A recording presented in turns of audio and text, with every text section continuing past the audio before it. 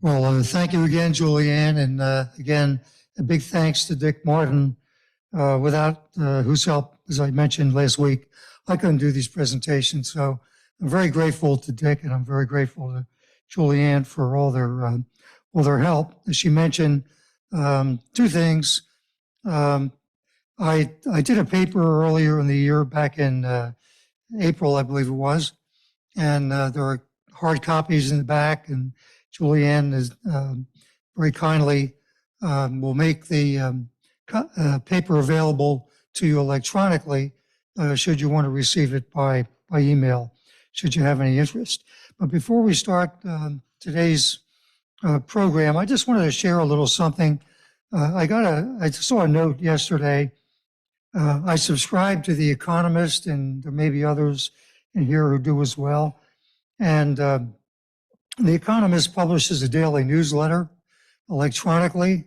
And in yesterday's Sunday newsletter, the editor of the digital edition of The Economist, his name is Adam Roberts, and he works out of London. He had a little note at the end of it that I thought was timely, and I just wanted to share it with you. He was responding to messages he received from two professional colleagues, one in South Africa and one in the UK. And he said to these two individuals, "Thanks again for your messages that point to the UN's failure to play a meaningful role over Russia's war of aggression and its war crimes in Ukraine. Isn't it time to reform it?" Meaning the United Nations. "Isn't it time to reform it? And by implication, to reduce Russia's sway over it? Such an outcome might be welcome, but as long as Russia has its veto and has China as an ally, I don't see how to get there," is what he said.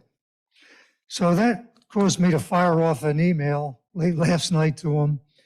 And I said, "Dear Mr. Roberts, as an Economist subscriber, I read today's Sunday digital newsletter, and I saw your note of thanks that referenced these messages regarding the UN's failure to play a meaningful role over Russia's war of aggression in Ukraine.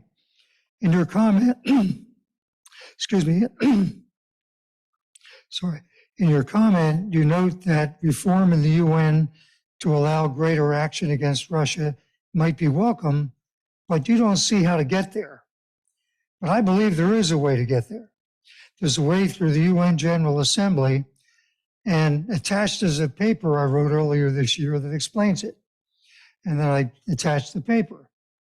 And I asked him to at least give a look to it, and particularly look at some of the articles in the UN Charter, particularly Article 10 as it relates to Article 12, as it provides a basis for the Uniting for Peace resolution, which itself, I told him, provides a basis for the UN General Assembly to call upon member nations to provide assistance, including military assistance, to a victim of aggression. So I don't know if my email to him and sending my paper will do any good, but I hope it will, or I hope it at least gets someone's attention. Maybe he can at least make it available to the two parties that inquired and raised this issue. So on this note of optimism, we can begin today's presentation. And at the end, I hope we can have a discussion and answer any questions you might have. So Julianne, can we do the program?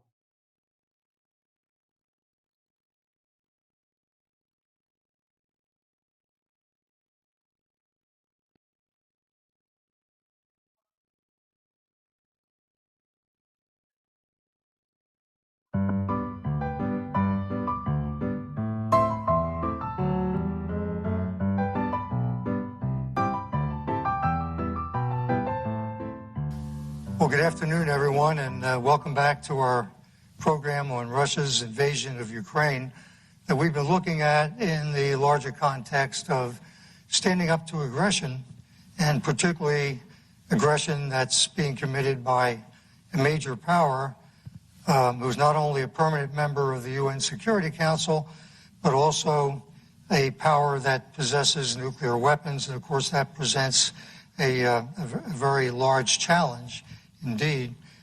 Before we get into the topic of aggression again, I'd like to say a few words about the United Nations, because we've been talking about it, and it's very important. We'll be talking about it again. And a question came up in the Q&A session in last week's program about whether or not the United Nations had outgrown its usefulness. And it's a legitimate question, especially when you consider it in the light of what we saw as the first purpose of the United Nations, and that is to keep and enforce the peace, international peace and security and world order.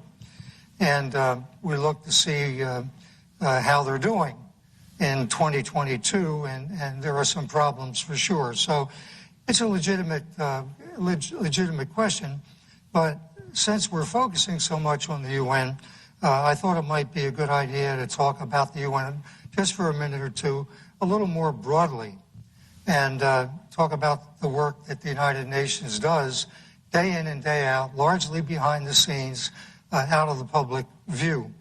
I mentioned that I like to think of the United Nations as three general, separate organizations under this larger United Nations umbrella. We talked about the General Assembly being the town hall, where 193 nations send their representatives. They come together. Each nation gets a chance to say its piece, talk about its concern, even air its grievances. And there's another aspect to it as well, in the context that we talked about of being able to form consensus, and that is to do networking. And a lot of networking takes place in the context of the General Assembly, in the General Assembly, where these representatives get together. They can talk about regional issues. They can form little study groups and do generally what we know as networking. That's the General Assembly. And then the Security Council we talked about, that was the organization set up to keep the peace and enforce the peace as necessary through collective military action.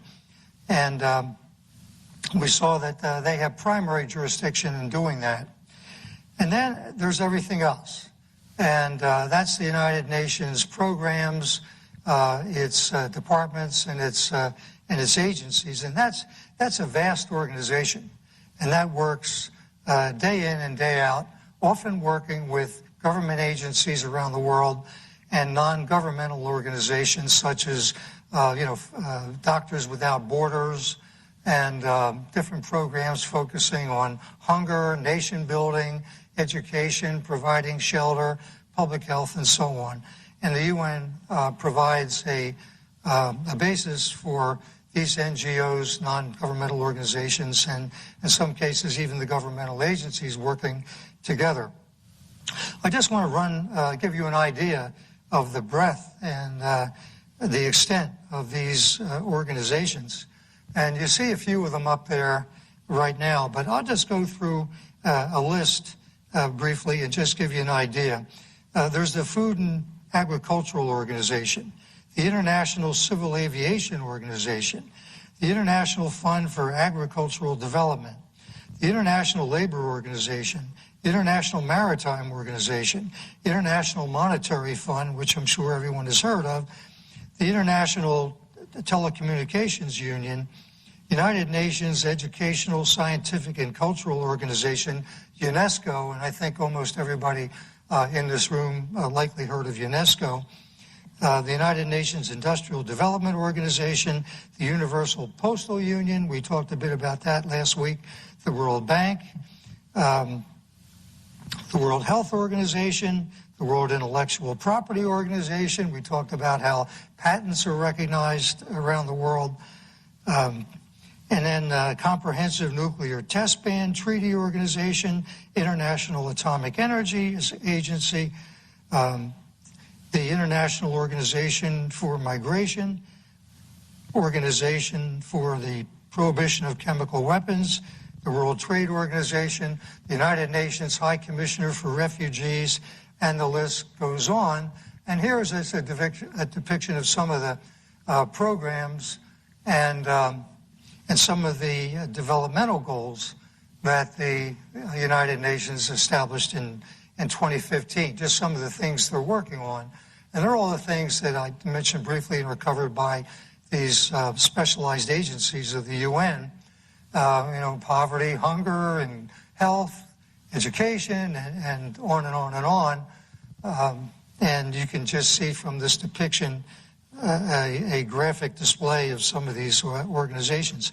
Then, of course, there's the peacekeeping, and we talked about that. These are the forces that countries around the world contribute to keeping the peace, usually getting in between, I won't say necessarily warring functions all the time, but functions, organizations and entities that have engaged in armed conflict with each other.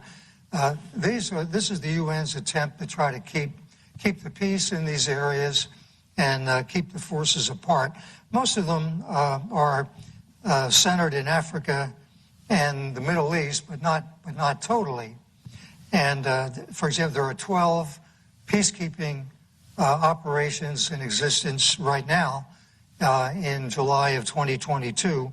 12, like I said, largely in Africa and the Middle East, but also in between India and Pakistan in a disputed region known as Kashmir, where India and Pakistan have been skirmishing for years. They're active there. And also in Kosovo, which is a region of the former Yugoslavia that is in dispute today. And we're not hearing about a lot of actual conflict, armed conflict with destruction and human suffering in these areas where the UN peacekeeping forces are in place. And that's a good thing. So they're doing all this work behind the scenes, largely out of public view. And I just wanted to talk about that for a few minutes. So we can decide whether in total the United Nations has outlived its usefulness. But I think a good case can be made that when you look at the organization overall, it still functions. And I like to separate the questions of has the UN outlived its usefulness from has it achieved its primary purpose? And I think, at least in my mind, the answer would be has it outlived its usefulness? I would say no, it has not. But has it achieved its primary purpose since 1945? I would say no, it has not. And there's still a lot of work to be done. Well, last week we talked about the difficulties of having the international community come together collectively to confront aggression militarily, despite the primary purpose of the UN being to do just that in the interest of maintaining world peace and world order.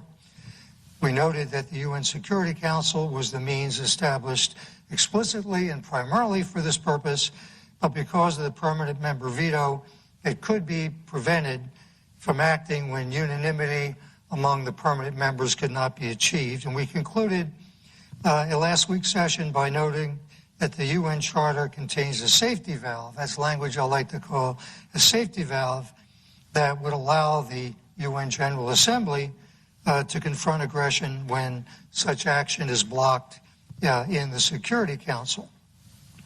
We also noted that a strong argument exists in customary international law, even outside the UN Charter, that would allow the nations of the world to come together and then engage in what the UN Charter calls and what actually is under customary international law an inherent right of individual or collective self-defense.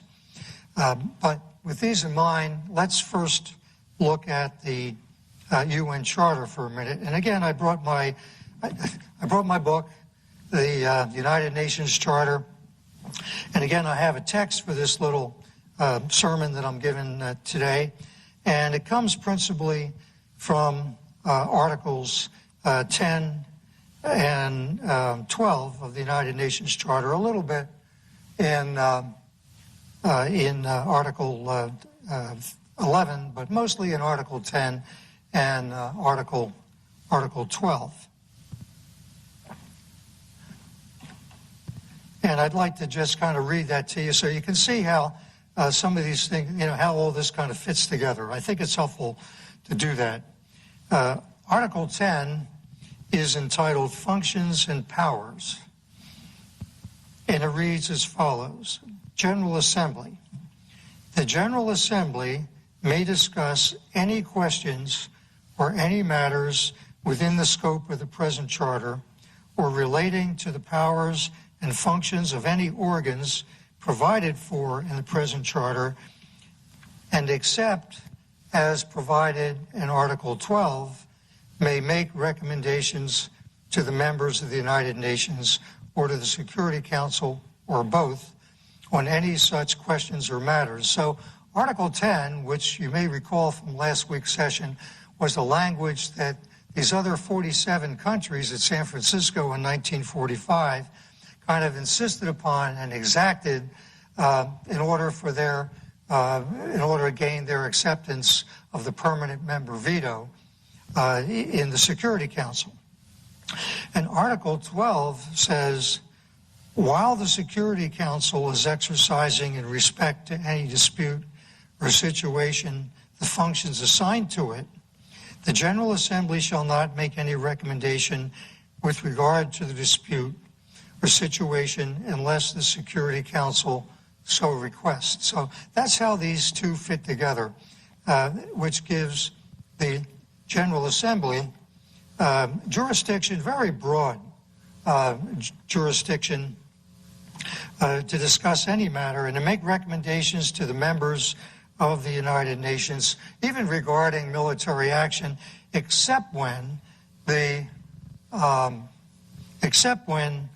Security Council is exercising its functions under Article 12. And we saw that in the case of Ukraine, and we'll talk about that a little more. The Security Council is not exercising its functions with regard to Russia's invasion of Ukraine because action was blocked by Russia's exercise of the permanent member veto. Now, the safety valve argument first came up in 1950 when North Korea invaded South Korea. The United States was very heavily invested in South Korea, and they wanted collective action to stop the aggression and push the North Koreans back across their border. The fear then was that the Soviet Union, which was a strong ally of North Korea, would block the action in the Security Council. But in the end, this was averted because the Soviet Union was boycotting sessions of the Security Council over the issue of which Chinese government, nationalist or communist, was the proper representative of China in the Security Council. And the sentiment of the members of the UN overall was generally in favor of having the nationalist government, that was the government under Chiang Kai-shek at the time, being the proper representative of China in the UN. This made the Soviet Union very unhappy. They were backing the communist government under Mao Zedong, and they essentially took their ball and went home. But that provided an opening, and so the United States and others who were pushing for enforcement action against North Korea were able to get a favorable vote in the Security Council. But from almost the beginning, the Soviets were obstructionists in the Security Council, and the U.S. felt that something had to be done institutionally. They said, it was just under fortuitous circumstances that we were able to get this vote on Korea because the Soviet representatives were absent. But we can't count on that. So we need something that's institutionally, that we can set institutionally to deal with a situation when action's blocked in the Security Council. So in a speech before the UN General Assembly, the U.S. representative at the time was John Foster Dulles, who later became Secretary of State. He argued that the broad reach of Article 10 was exacted by the smaller powers at San Francisco as the price for their acceptance of the permanent member veto. And this is what they had in mind. They were insistent that there be a way for the General Assembly to act when the Security Council was blocked from acting because of the permanent member veto. Now, at the time, the U.S. was the biggest proponent of enabling the UN to take collective military action to confront aggression.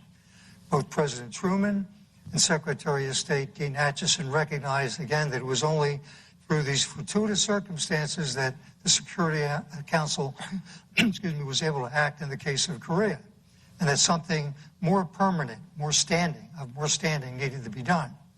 And this led in 1950 to the adoption in the General Assembly of the Uniting for Peace resolution.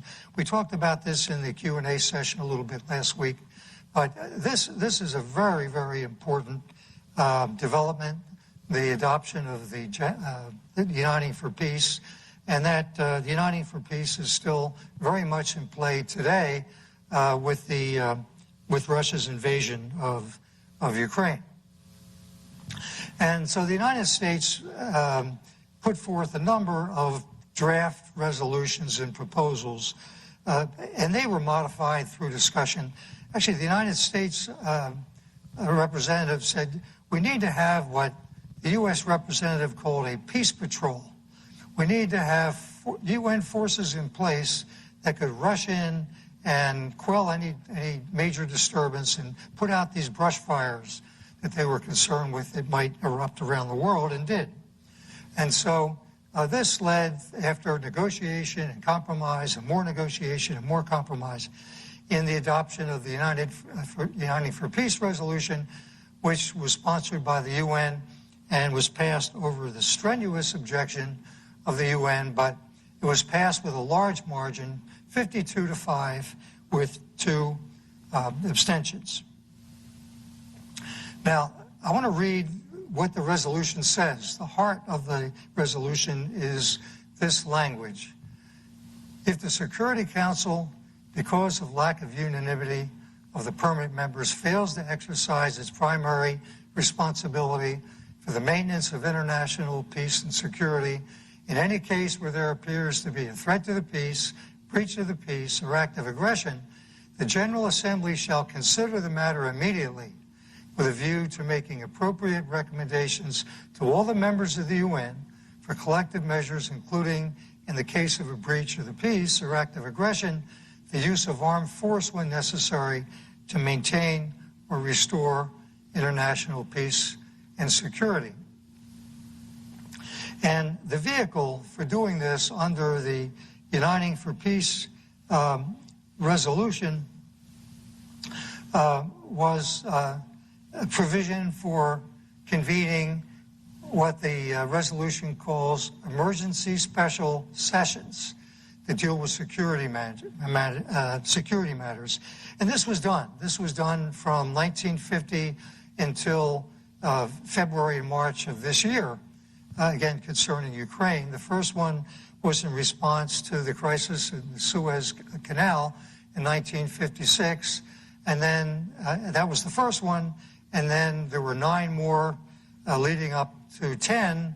And then the 11th emergency special session was called this year.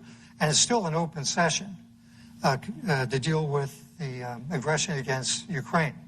But in none of these sessions has the General Assembly gone so far as to urge member states to provide armed forces for enforcement action. That is military action against an aggressor, although the resolution empowers them to do so. And that was the case again this year regarding Russia's invasion of Ukraine. The resolution that was passed in the General Assembly did not go so far as to call upon the member states to provide military forces to confront Russia.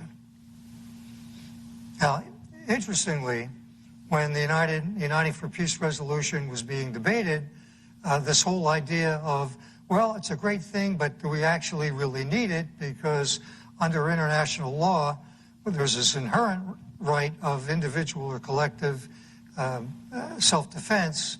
So the countries of the world could come together and take military action against Russia, even without relying on the language of the UN Charter. So that was the argument, and it does have a very firm basis in international law. And this was raised by the representative from the UK back in 1950 when Uniting for Peace was being debated. And he says, His Majesty's government believes there exists ample basis in established customary international law for nations to take individual or collective measures in self-defense irrespective of the UN Charter, and that the Charter explicitly recognizes this right as inherent, which it does in Article 51. And Article 51, which is very, very short, basically says this very thing. In fact, it says this very thing. It calls it that nothing in the Charter shall impede the inherent right of nations to take individual or collective self-defense. Now, despite this, I want to kind of drill down a little bit on this a bit, because despite this, and why perhaps the General Assembly up to this point has never really called upon member nations to provide military enforcement, is because there has been great debate. Debate, as I say here, has raged in the United Nations itself, in the General Assembly, in debate in the Security Council, in the chambers of national legislatures, in the studios and newsrooms of the media, and in the halls of the Academy over the relative competencies of the Security Council and the General Assembly in this area of maintaining international peace and security. And this has put a damper on the willingness of the General Assembly to take strong enforcement action. But while these arguments are often clothed in the robes of international jurisprudence, that is international law, they are at their core political, and are based on a determination to retain power. For example, had the General Assembly's resolution, which was passed on March 2nd of this year, which is entitled Aggression Against Ukraine, which of course was adopted again after Russia blocked action in the Security Council, had it gone so far as to call upon the member states to take collective military action to confront Russia, pushback from the U.S. and its allies would have been certain, based on fear of the bully. And we'll talk about that a little more, particularly toward the end here.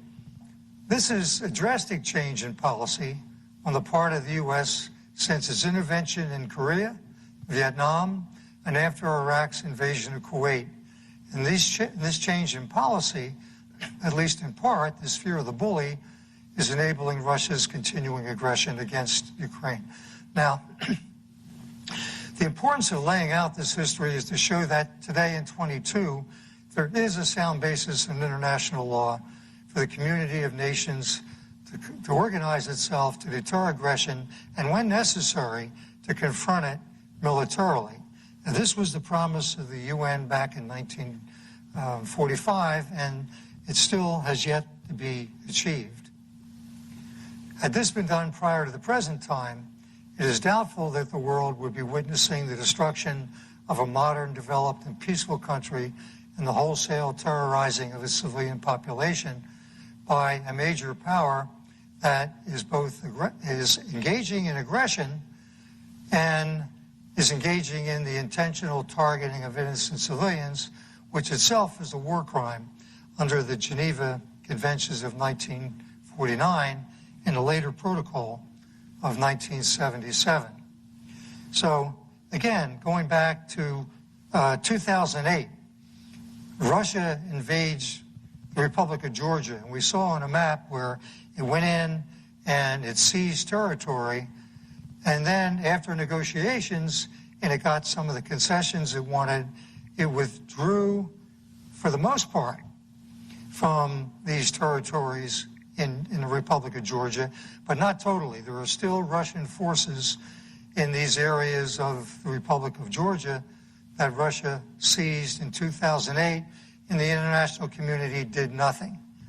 And of course, we see in Crimea in 2014, Russia invaded, seized the entirety of Crimea, and then annexed it to Russia, and the international community did nothing. So what can be done? At present, there are 193 member nations of the UN that can come together. They can put together a regime. They can say enough is enough, put together a regime for confronting aggression, and they can do it, I believe, preferably within the confines of the UN Charter, but they even have the competence to do it outside of the UN Charter should they choose to do so. So there's a viable route forward, a way out of endless chaos and suffering, and it is for the UN General Assembly to pick up the ball when actions blocked in the Security Council and call upon the member states to take collective military action to confront the aggressor. And this is essentially doing what the Security Council is supposed to do and was set up to do and may not do because its action is blocked by the permanent member veto. But realistically, building up the political will for the General Assembly to act in this matter will take a lot of groundwork, including gaining the support of most, if not all, of the major powers, without whose participation collective military action to confront an aggressor is likely to be ineffective. In reality, it just wouldn't happen. Without getting the major powers on board, at least most of them, division in the Security Council shows that in any particular situation where there's an act of aggression, there's probably some major power behind it, either engaging in the aggression directly or providing support or at least being in sympathy with the aggressor. So as a practical matter, as a realistic matter, can you count on all the major powers? No. And I think the division in the Security Council is ample evidence of that. So, but you need most of them because the participation of the major powers is necessary when you have collective military action put together under the UN auspices in the General Assembly, for example, in order for the military action to be effective. So clearly, as the situation in Ukraine shows, major power politics, both domestic and geopolitical, have been obstacles in establishing peace and world order. And this has been true since 1945, but this has to stop. The international community has to come together and say, enough. The proxy wars that the major powers initiate or support have to stop. And this is basically every conflict that has taken place since 1945. It has been, in some sense, a proxy war between the major powers. Korea was a proxy war. Vietnam was a proxy war. The conflict in the Middle East largely has been a proxy war, each one, where one side backed one side to the one major power backed one party to the conflict, and another major power backed the other side. And we saw this in Southeast Asia. We see this in Africa. We see it in the Middle East. We see it in Latin America. And it's been going on and on and on. But it has to stop. Now, in 2022, the community of nations is in a position to make it stop. And the need to do so couldn't be more urgent because of basically technology and the improvement in weapons and their means of delivery. So it's a very urgent matter, and it's getting worse day by day. And regarding Ukraine, back in the General Assembly again, all that has happened is talk, talk, talk.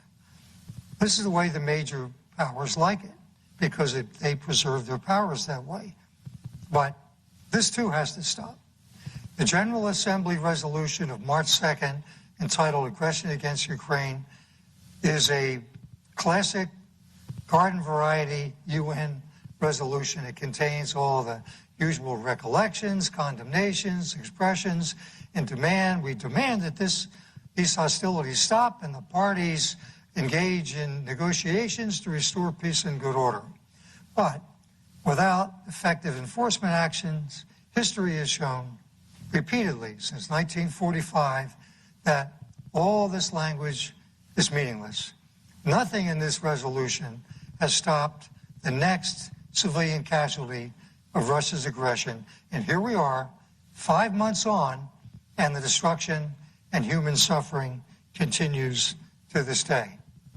While the Uniting for Peace resolution could form an adequate basis for a new regime to call upon the member states for collective military action, and I hope it will, and it has the promise to, it has the potential to, it's clear that so far these emergency special sessions so far have not been effective in doing so. Something bigger and grander in design is needed, again, because there doesn't exist the international consensus that's necessary as the groundwork to have real meaningful action in the General Assembly. That has to be established.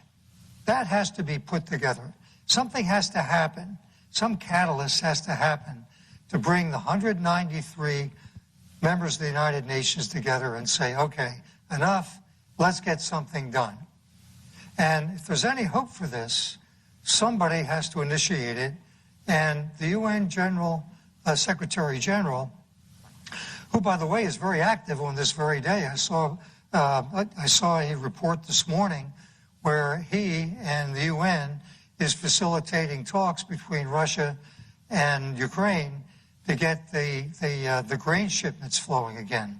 So here's another example of the UN in action this very day. And it's under the auspices of Antonio Guterres, the present United Nations Secretary General, that this is happening. So he's in a position to initiate action in the General Assembly and get something going on this.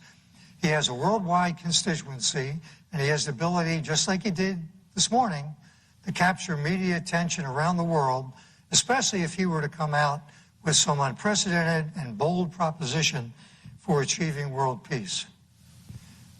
The UN Secretary General has the power and should use it to convene a special conference of all UN members and experts in the field of international law, international relations, in and out of government, to come together in a conference, a global conference, and make recommendations to institutionalize an effective, immediate response by the General Assembly when action in the Security Council is blocked. So this is just one proposal. I mean, there are many. The main purpose of my presentation, and I think it'll become more crystallized as we wrap it up here, was basically to get people thinking about this. How do we do it? I think we've established the need for it. It's urgent, it's important, it's critical to provide the stability that the world needs to thrive, for nations to thrive, for international commerce and international relations to thrive. So the need is clear, but how do we address it? And this is just one proposal that in my research and looking at the problem broadly that I came up with. But I'm just one person and not the brightest guy on the planet, for sure. And I'm hoping that we might be able to spur some interest on the part of others to take a look at this, consider the problem, and come up with ideas better than my own. But the one that I came up with was this idea of a UN conference. It could be done under Uniting for Peace. They could take this open 11th emergency special session and they could expand it into this conference that I'm proposing. So in addition to formulating rules and procedures for what could be done formally in the General Assembly, the biggest purpose and the biggest benefit, I think, of having this global conference would be to work again on this idea of forming a worldwide consensus that something needs to be done. And then we'll focus on how to get it done. And this would hopefully include a commitment of each nation to contribute to the arrangement, no matter what it turns out to be. But it's got to be, again, going back to what I talked about last week, establishing this credible military force so that a potential aggressor is given pause. Wait a minute, if I invade my neighbor, there's going to be a response. There's going to be a response against it. It's going to be a meaningful one. So maybe that potential aggressor will think long and hard and say, well, maybe there's another way, a more peaceful way to try to pursue my national interest. So that's the hope, that's the goal. And to have this credible force, ideally, it would include a commitment of each nation to contribute to the arrangement to the best of its ability, consistent with the level of its national resources. I go back to that earlier slide when you saw the UN peacekeepers. They're not forces from major countries. They're forces from small countries, countries with small economies. But they're providing these forces. They're saying this is something we can do. And every nation has something it can do. And the hope would be that it would contribute to this UN force consistent with the level of its national resources. And again, participation by the major powers is absolutely essential. The precursor to the United Nations was the League of Nations, which the United States did not join. And one of the major failures of the League of Nations was the fact that the United States did not join.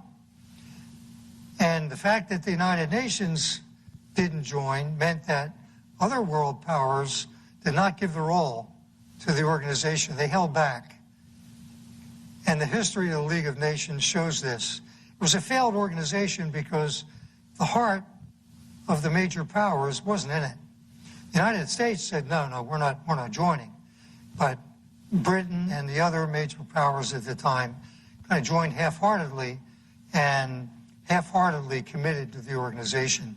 And history shows that that contributed largely to its failure.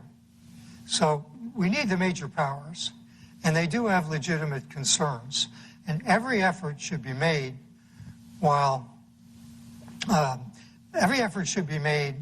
to accommodate their legitimate interests. We have to work hard to get the major powers on board, because if they don't come on board, it's not going to work. So we should try to accommodate their interests, and they should be assured that they won't be in it alone. They'll have the support of all the members of the UN, financially, materially, and morally. So, it's not going to be a leader out in front who turns around and says, hey, where are my troops? Who's behind me? They have to know that the world community is behind their efforts. And this is important because it goes back to the founding of the United Nations. It has to be a broad consensus. In order to achieve a broad consensus in the United Nations, we have to put aside differences over an individual nation's political system, over its individual economic system. So without judging any nation's political point of view, the threat of further aggression and breaches of the peace looms large in what is increasingly an unstable security environment. Aggression is aggression, no matter who commits it, and it must be the underlying understanding and bedrock principle that forms the basis for this proposed widely participated UN conference, 193 countries. So you're never going to get agreement among all the nations of the world. I mean, we see this every day in terms of a political system or an economic system. And that was the bedrock principle of establishing the United Nations. The major powers, at the end of the war, knew they could not get everybody together to agree on an economic system or a political system, just among themselves. The Soviet Union had an economic system and a political system far different than the United States or Great Britain, yet they came together to put together themselves this organization that we call the United Nations. And the idea was there was one criterion for membership in this organization, and that is working toward world peace. You had to be peace-loving, as they put it. If you were peace-loving and you were interested in working for world peace, or at least if you're willing to say so, then you could be a member of the United Nations. And it was felt that a lot of these differences would be ironed out as nations came together in this forum, and the General Assembly got to know each other, and that would be a moderating force with regard to all the differences in politics and economic matters that prevailed around the world and still prevail around the world. So again, realistically, a conference of this type and magnitude is not likely to happen without a lot of preliminary groundwork to lay the necessary foundation. So we have foundation building necessary on two levels. We have foundation building needing to take place within the General Assembly once you got the nations there in the first place. But in order to get the nations there in the first place, some further groundwork needs to be done. Some more preliminary groundwork has to be done. And I would like to suggest that the best place to do this is the academy. A good start would be for a major university or universities to obtain funding to bring experts both in and out of government together who are committed to finding a way to achieve and maintain peace through collective military action, both as a deterrent and where necessary military force to restore peace and good order. And the conference within the academy, I would like to suggest, would be a good place to start, and their published proceedings and their reports, widely disseminated, could provide a starting point for work in the UN. So I'm proposing that this initial work start to take place in the academy, and we know from academic conferences and all, they produce papers, reports, and these could be extensive if the conference or conferences around the world are themselves extensive and could produce all these reports that could provide a starting point in the UN. And as current events demonstrate, there's no greater urgency than exists right now. Because now nuclear blackmail by a major power and permanent member of the Security Council has been added to the challenge of maintaining and restoring peace. So if the community of nations is afraid to confront an aggressor that has nuclear weapons, then really, I mean, there's almost no hope for how can there ever be peace and world order, which we know are necessary for human societies to thrive. And again, you know, we're seeing the effects of Russia's invasion in Ukraine. We talked about a 3% decline in global GDP this year, supply chain disruptions around the world, and the difficulty in keeping this coalition against Ukraine together when the bite of sanctions and the bite of all these economic consequences of Russia's invasions come into play, such as winter's coming. It's going to be a cold winter in Europe. We need oil and gas, and so far Russia is essential in providing this. So all this provides pressure on the coalition to not be together totally on many issues. So that's a challenge, keeping it together. Russia's action against Ukraine has been massive. It's not just all the death and destruction. Economically, its blockade of Ukraine's ports are essentially leaving Ukraine a landlocked country that can't export its grain. So hopefully these measures that are taking place under the UN today will provide some relief to that, but we'll have to see. And the longer this goes on, the more it supports Russia in its position for eventual negotiations to end the conflict. The more bargaining chips that Russia has and will have gives it greater leverage in the negotiations that will be necessary to end this conflict. And it's all because, again, going back, this all could have been avoided. No one stopped Putin in 2008. No one stopped him in 2014. And here we are in 2022. So I just want to say, as I wrapped up, I wrote a paper on this subject, and there are copies in the back, and for anyone who might want a paper copy. Plus, I want to talk to Julianne and see if we can make it available electronically. So anybody who wants it could contact her or myself, and we'll give it to you electronically. But when I wrote this paper, which essentially incorporates all the points of this presentation, it goes deeper into international law, probably talks more about international law that most of you would want to even be bothered with. But I wrote this paper. It's kind of academic in nature. And I made many, many calls. I called organizations. I called universities. I talked to political science professors at UF. I called my alma mater. I called think tanks. I called foreign affairs. And I got the same reaction when I called. And that'll enable me just to zip through these remaining slides here. I got the same action when I recalled. And actually, in a few instances, I was able to engage people in some meaningful discussion, and I'm really grateful for that. But it all came down to fear the bully. It all came down to, yeah, your concept is very, very interesting. Now, on this idea of in the academy convening these major conferences, that takes institutional support, and institutional support takes money. And in the realm of the academy, there's this constant battle among departments and programs for funding, and we can never get enough.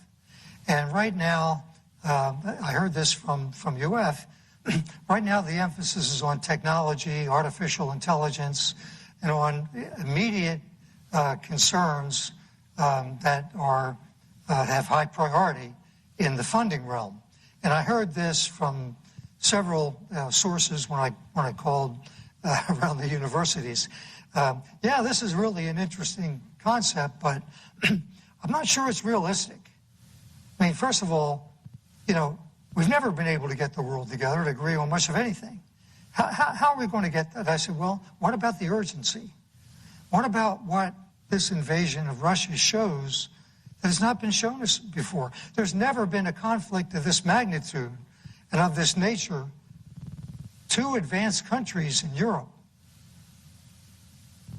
engaged in armed conflict. This has not happened since World War II. And what about all the history going back to the Middle Ages, where every major conflict in the world started between powers in Europe, countries in Europe fighting with each other, and then expanded? What about the potential for this to expand beyond Europe, to engulf Europe, and then possibly expand beyond it? What about that? Yeah, well, yeah, it's a serious problem, but, good luck with trying to get people together. And then there was always the idea of, we can't start World War III. We can't give more aid to Russia because it'll start World War III. And I just want to, I can rush through the remaining slides. There was one source that I called, and I was able to engage a man in discussion. And it was one of the publications. I sent this paper far and wide, and then made my follow-up calls. And he said, well, again, interesting, but unrealistic. And now we can't give any more aid to Ukraine than we're giving. We can't give them enough to actually win this war because of Russia, and Russia having nuclear weapons. And I said, well, first of all, with that fear of the bully, we can never achieve world peace. And I said, secondly, what if Ukraine were a member of NATO? Would the answer be different? Silence. Total silence. So we'll go to my last slide here. That ended our conversation, but the story of Zelensky and the bully lives on. The end is yet to be written.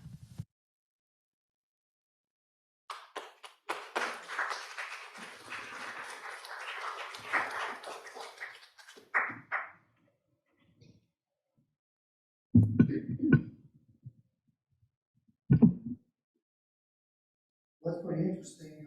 Liver, alcohol,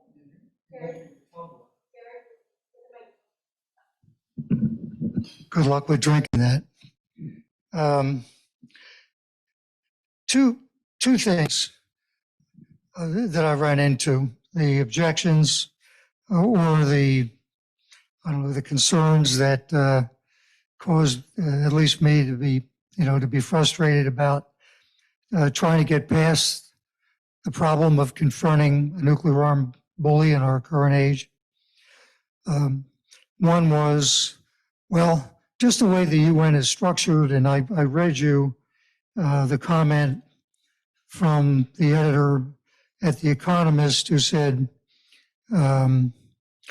such an outcome, that is reform the UN so you get past the permanent member veto, such an outcome might be welcome, but as long as Russia has the veto, I don't see how we get there. So to his thinking and the thinking of so many of the international relations and international affairs experts is that the structure of the UN itself is a permanent block to having any meaningful action in the General Assembly and possibly getting past the permanent member veto. But I hope at least I raised an argument in these two sessions, particularly the second one, where you look at the history of the UN, you look at the language of the UN Charter and how that language got there. I think it's a pretty compelling case to say that no, the General Assembly has primary jurisdiction in the area of security matters, but it does not have absolute jurisdiction. And that's clear when you read Articles 10 and 12 together.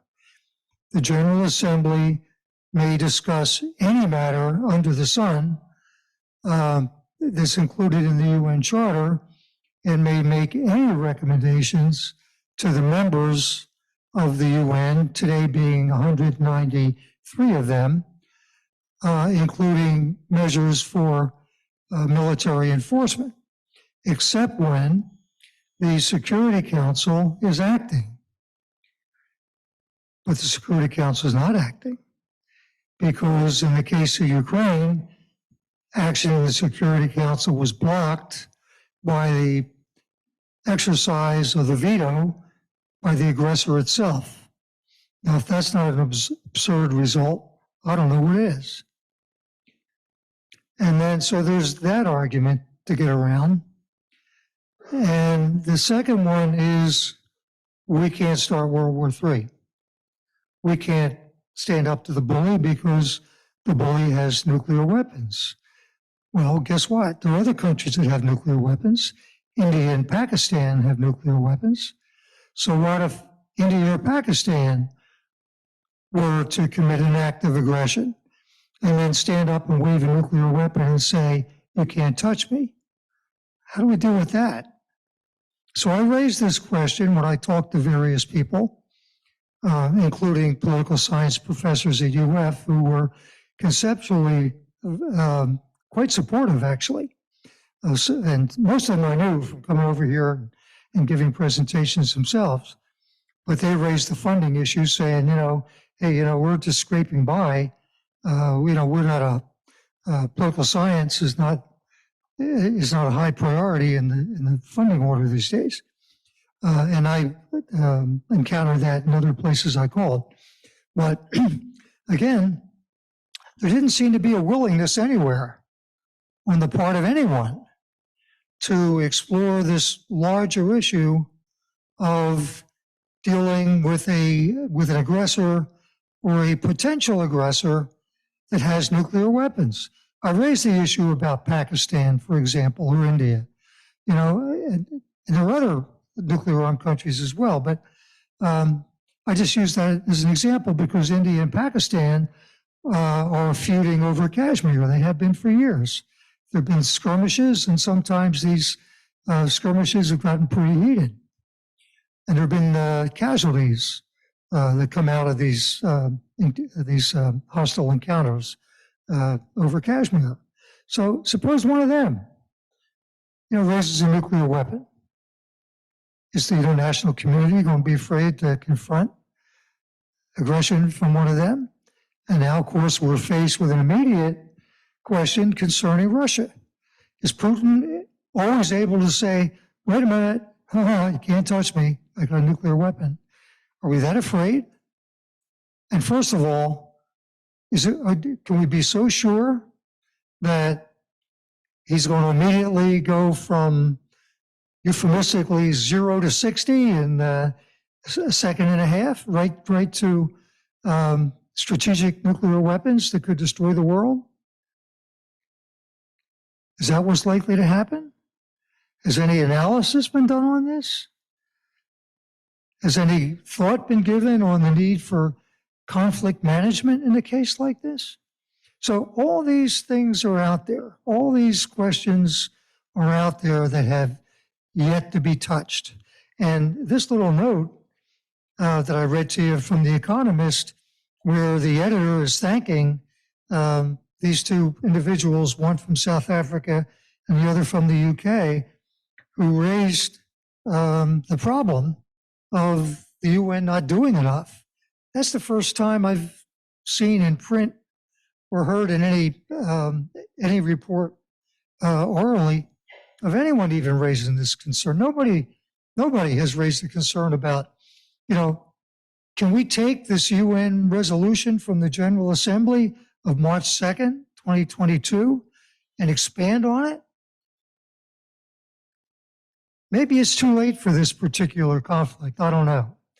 But I don't see this particular conflict turning out very well for Ukraine. And before I ask you for any questions or anything, I do want to share some excerpts. I want to go hands-free if I can. If I talk like this, can you hear me in the back okay? Okay, great. Thank you. All right. This is from Foreign Affairs. It's an article that I printed out from Foreign Affairs. It was released on Friday. It's dated July 8th, but it was released by Foreign Affairs online on Friday. And this represents the thinking in the academy today and in the think tanks and among the international affairs pundits that advise national leaders, including the President of the United States. Now, this particular article is entitled Ukraine's Implausible Theory of Victory, the Fantasy of Russian Defeat. And I'm just going to read some excerpts because I think it captures exactly what I believe the international community in any quest to establish peace and good order is up against. And this is by a professor of political science at MIT, apparently a well-credentialed, well-respected member of the U.S. international affairs punditry. As Russian forces gain ground in Ukraine, that country's president and allies seem to agree Ukraine must fight on to victory and restore the pre-war status quo. For Russia, such an outcome would represent clear defeat. Moscow would gain nothing from this war. Indeed, it would be headed toward permanent enfeeblement. Ukraine's leaders and its backers speak as if victory is just around the corner. But that view increasingly appears to be a fantasy. Ukraine and the West should therefore reconsider their ambitions and shift from a strategy of winning the war toward a more realistic approach, finding a diplomatic compromise that ends the fighting.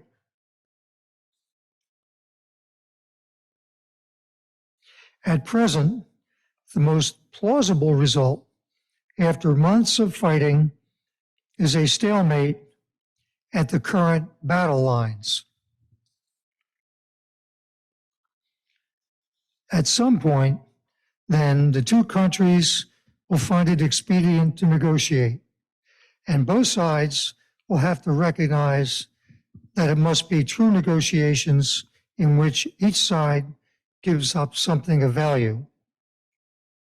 It makes little sense for Western countries to funnel even more weapons and more money into a war that results in more death and destruction with every passing week.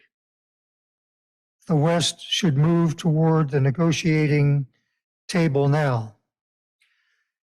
Ukraine would have to relinquish considerable territory and do so in writing. And Russia would need to relinquish some of its battlefield gains from the current war, but most importantly, renounce future territorial claims. And the West would need to immediately relax many of the economic sanctions it placed on Russia. The Ukrainian and Western theories of victory have been built on weak reasoning. There's only one responsible thing to do: seek a diplomatic end to the war now. So this is from Foreign Affairs. And so this is saying basically, hang it up, Zelensky. The man's too big. The man's too strong. So you're going to have to give up something. Well, what's Russia going to give up? Go back to 2014. Russia invaded Ukraine and seized Crimea, a territory the size of Switzerland. No mention of Russia giving up 1 inch of that territory. The battle lines right now show Russia in a superior position in just about all of eastern Ukraine, which is the industrial heartland of the country.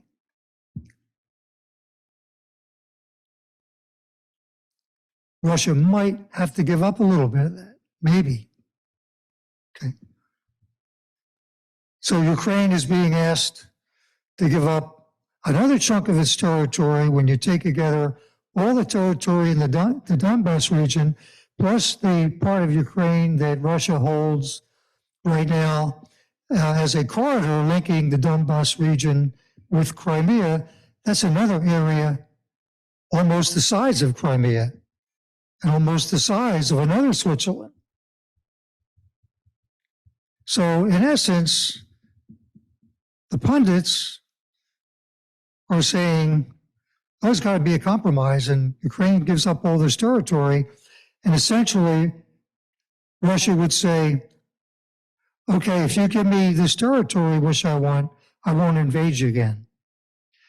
And we'll give assurances. But how good are the assurances?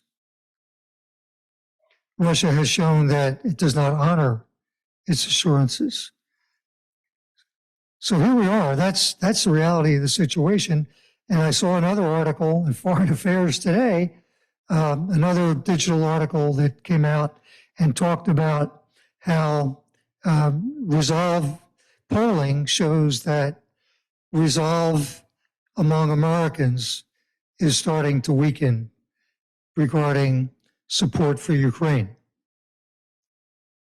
And this includes recent comments by members of Congress saying, hey, this is just costing too much. And how long is it going to go on? When's it going to stop? So this is the reality of the situation today. And it does not bode well for Ukraine. And it certainly does not bode well for some institutionalized means for ensuring peace and good order throughout the world going forward.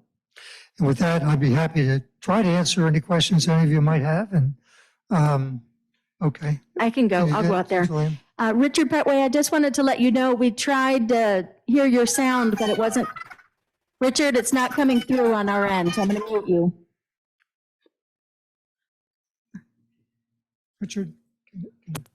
Richard, if you want to type in a question in chat, I could read it, or send me an email and I'll get it to Jerry.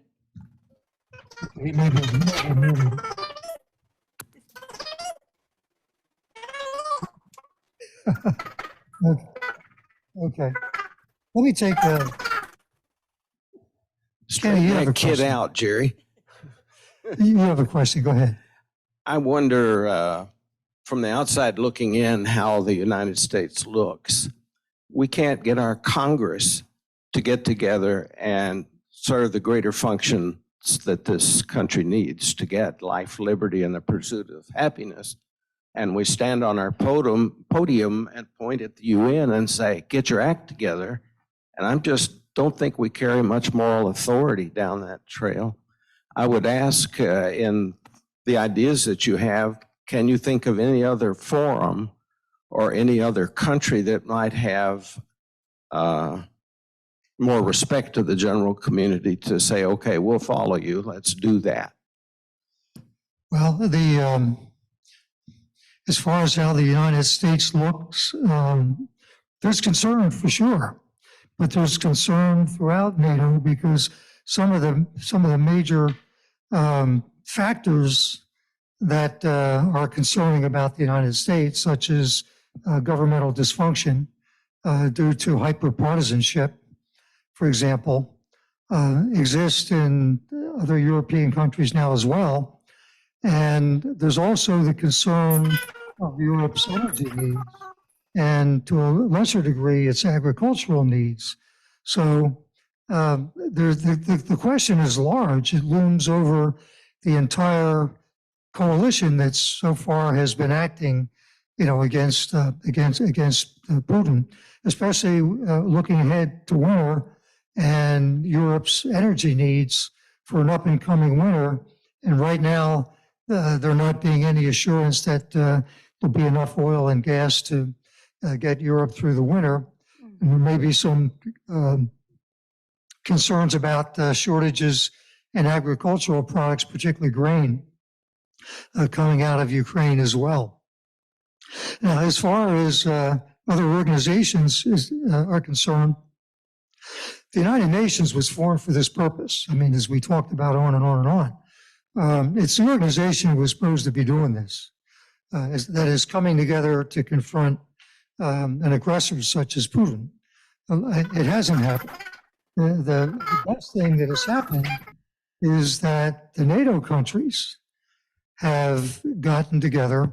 Now, I didn't go into this, but there's a section of the UN Charter, a significant section of the UN Charter in the area of international security that talks about regional security arrangements. And the way the regional security arrangements were designed to work under the UN Charter is that to the extent there were any put together, and there were after World War II, NATO being a prime example, there was also CETO in the early days. That was the Southeast Asia Treaty Organization. And then there was the one, the US, Australia, New Zealand, the ANZUS group that was put together. There's just some of the examples of the regional organizations. They were supposed to kind of feed in, and they were really looked upon with great promise because, again, what was the function of the Security Council, right? The function of the Security Council was, a brush fire erupts, there's an act of aggression somewhere, and the Security Council looks around and says, who can we call on? Well, in these areas, there were these regional security structures that were being put together. And the idea was, let's just say it happened in Europe, then the Security Council could call on NATO. NATO has standing forces already put in place. Now, they need to be beefed up, but they're already put in place. The structure's still there. The infrastructure's there. Same thing in Southeast Asia with CETO. Same thing with Australia, New Zealand in that area. So that was the promise. That was what was looked to.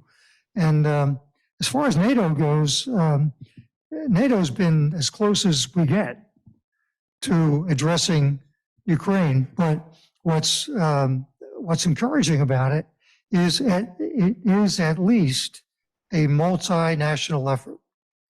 We don't have one country, providing all the weapons and providing all the support. At least so far, so long as it can hold together, it's a multinational effort to confront the aggressor, and that's a big step in itself. And I don't want to minimize that. I think that's very, very important.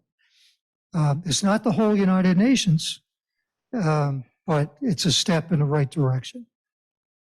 Okay, thank you. Let's go to Izzy online, and then we'll go to Elliot Simon here in the Oak Room. Izzy, go ahead. Yeah, thanks again for an excellent presentation, and you answered most of the questions.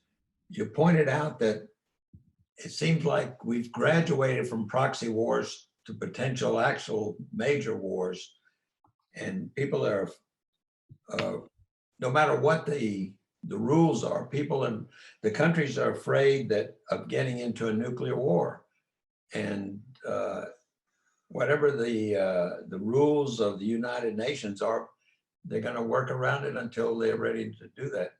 But I have a question: what if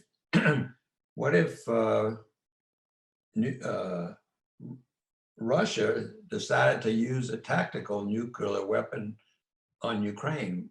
Would that trigger action by the rest of the world, do you think? First of all, Lizzie, good seeing you again. I'm glad you're here with us. I think that could make a big difference. I think I would hate to see that happen, actually, because that threshold is so significant. We've not had the deployment of a nuclear weapon since the two that were dropped on Japan in World War II.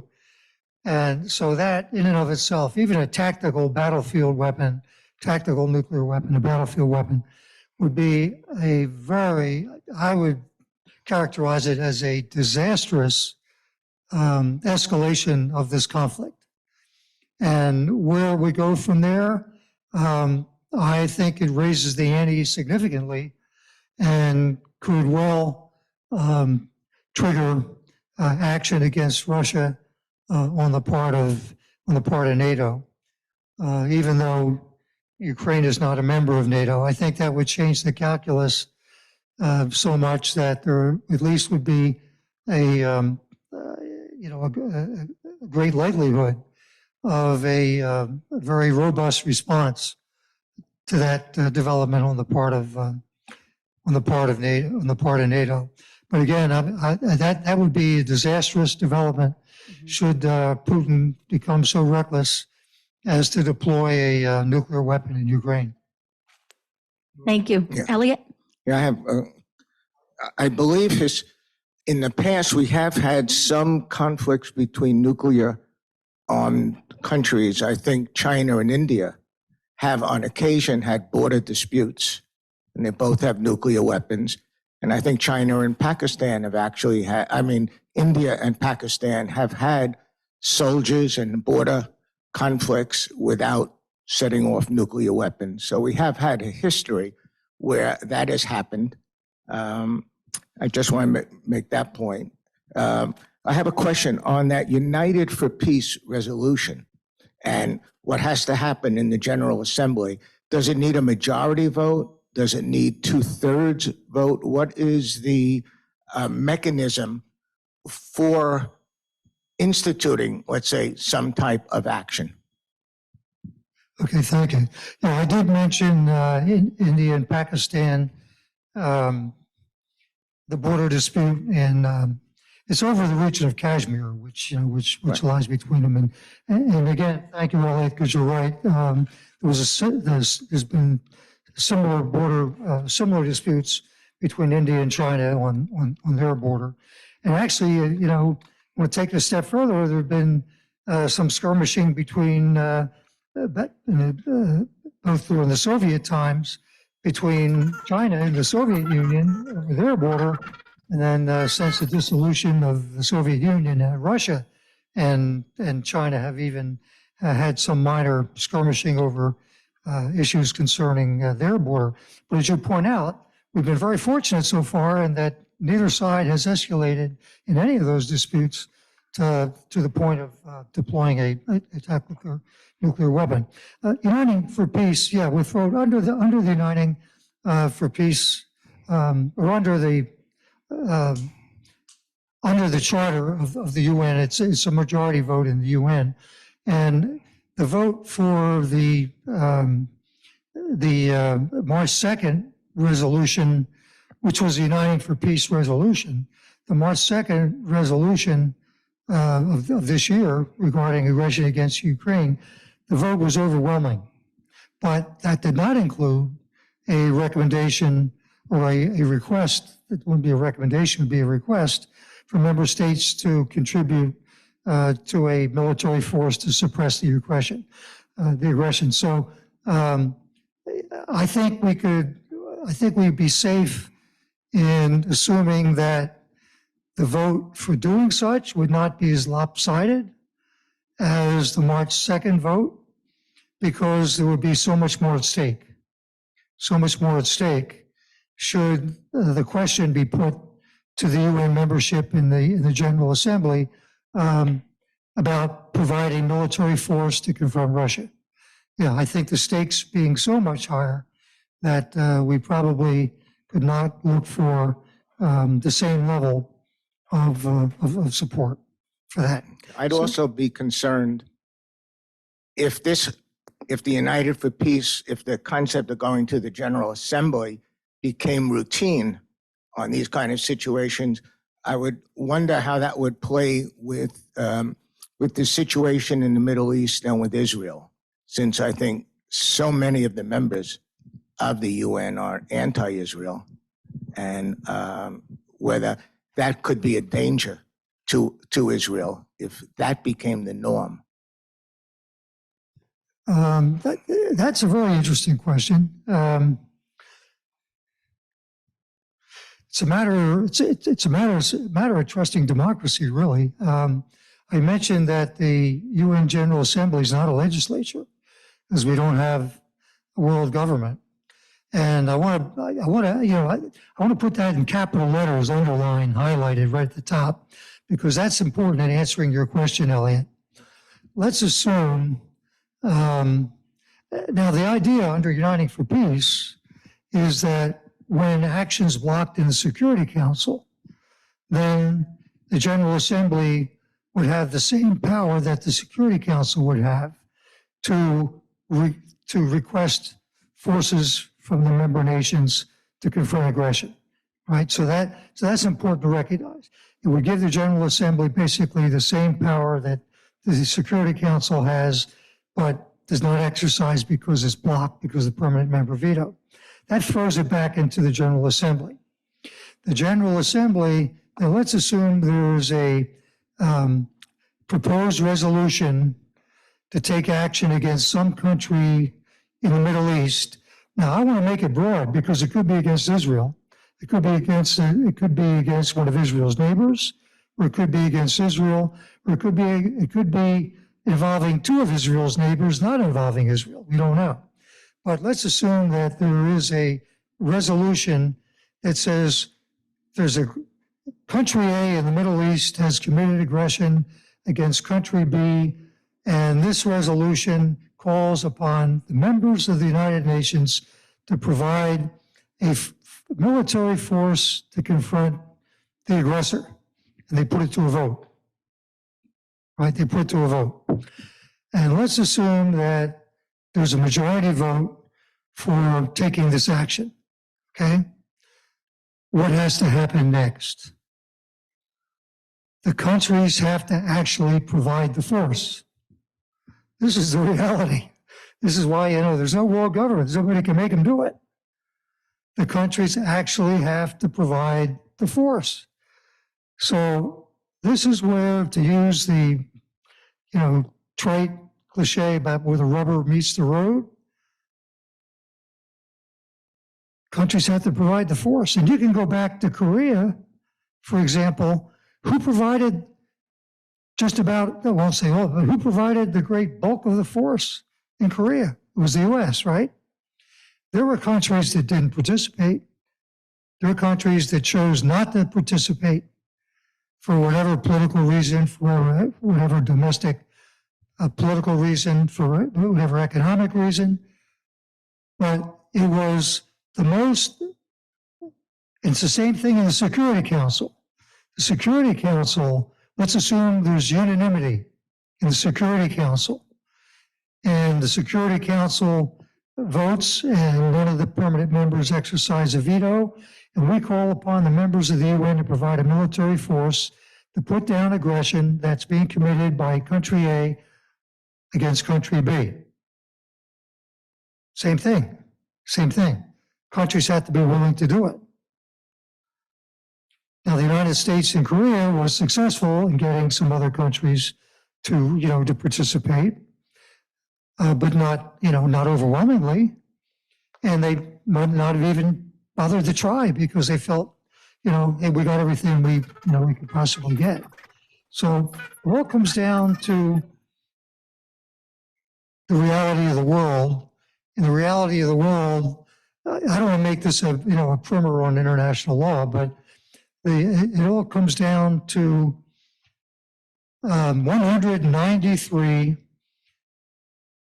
separate parts that international law tries to get their arms around and to kind of bring together to agree on a basic set of norms that will at least allow the world to function cooperatively.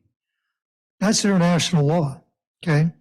And it's based on the driving principle of reciprocity. If I agree to treat my neighbors this way, then the expectation is my neighbor will agree to treat me this way. So that's the glue that kind of keeps the whole system going. Jerry? Yes. Well, hold on one moment. We have time for just, Richard's question is here, and then Phyllis has been waiting, and then we're going to have to end for today. It says, which set of countries in the Security Council would you approach to help get the conference going? Okay, is that from Richard? That was from Richard. Okay. Richard. Hello, Richard. Sorry I couldn't get through. All of them. The idea would be to make this as broad as possible. It would be a general invitation. I did this on I came up with this proposal on a two-tiered basis, as you saw. We're taking an enormous amount of groundwork to get a conference of the sort that I proposed to happen. And the place to get the groundwork going, I suggested, was the Academy. And I think the Academy is a good place to start. And it doesn't have to be one academic conference. It could be several. It could be one that maybe a university in Ukraine sponsors, having been the latest victim of aggression. It could be one that's sponsored in, Switzerland. I mean, it could be anywhere. But the idea is to create a forum where experts in international law and representatives of government and non-governmental agencies and anyone else, any other organization that might be interested, could come together, put their ideas together, and come up with far better ideas than mine and publish proceedings, publish reports, and of wide circulation, and get people thinking. Now, there are some organizations out there. There's the United States Institute for Peace. Anybody ever heard of the United States Institute for Peace? Well, if you look at their publications, you're not going to find this. You're going to find the same thing you find in foreign affairs and elsewhere, and in international law review articles and so on. And it's based on division against division. They're promoting democracy. That's one possibility. They talk about how does democracy confront autocracy? What the U.S. should do in preparing to confront China. How does the United States, for example, prepare itself to deal with rising autocracy and anti-democratic movements in Europe? And all these are all, current issues, current concerns. No question about it. Got it. But there's not this overarching thinking going back to 1945 and looking at the horrors of World War II. We just seem to have to keep learning these same lessons over and over and over again. And that's the frustration, at least I feel. Have we learned nothing out of World War II? No lesson out of World War II? The victorious powers at the end of World War II thought that these lessons were important. And imagine the difficulty in getting the US, Great Britain, and the Soviet Union together to create the UN. Now, getting the US, Great Britain, and the Soviet Union together to be victorious in World War II and to confront the Axis powers, that's one thing. That's understandable. A common enemy, makes for strange bedfellows. So yeah, okay, that's understandable. But they did more than that. At the end of World War II, they were together. Stalin, Roosevelt, Churchill all agreed, we can't let this happen again. It cannot happen again. They felt it. And they put together this organization, and it has not achieved its promise because we haven't paid attention to the lessons. So, in answer to Richard's question, it's got to be broad-based. You invite everybody. Everybody's welcome. Everybody's welcome. Okay, and then our come last together. question here, Phyllis, quickly. Well, thank you, Jerry, for an excellent presentation and for your efforts to raise a very significant issue across every pertinent agency. The responses you received all seem to assume that Russia will go no farther than Eastern Ukraine, but other Eastern European nations do not agree. In fact, Belarus is now making noises about invading Ukraine also. Finland and Sweden are in the process of joining NATO. It seems to me, as a non-expert, that the US has suffered a loss of international respect and credibility since the Bush-Cheney invasion of Iraq. Had the US taken a stronger leadership role against Russia's invasion of Crimea, do you think the current situation in Ukraine would even have occurred? Thanks, Phyllis. No, I don't. Well, let me put it this way. I don't want to talk in absolute terms because you really can't. But I think the likelihood had not only the U.S. but NATO and the rest of the world. Phyllis, let me back up for a second. When Russia invaded Ukraine in 2014 and seized Crimea, there was action, there was condemnation in the UN General Assembly, and there was a resolution that it had all the, all the declarations and demands, and we demand that you cease, using armed force in Ukraine, and we demand that you go back across your, across your border and withdraw all your forces from Crimea and so on and so on. But, you know, again, it was talk, talk, talk. It was meaningless. Had there been a robust response on the part of not only the U.S., but of course NATO and the West and all the concerned countries around the world, I think that would have made a difference. But again, it would have had to have been a serious one, because Russia was already in Crimea. I mean, it was a blitz. I mean, the invasion was so swift. And the other thing to keep in mind is they already had a naval base in Crimea. The Russian Black Sea Fleet was based in, still is, and it was based in Crimea. The base was leased from Ukraine. But as far as Russia's claim on the territory of Ukraine, it's very, very clear that when the Soviet Union was dissolved in 1991, the former Soviet republics were declared by Russia to be separate and independent nations. So, including the territory of Crimea being part of Ukraine.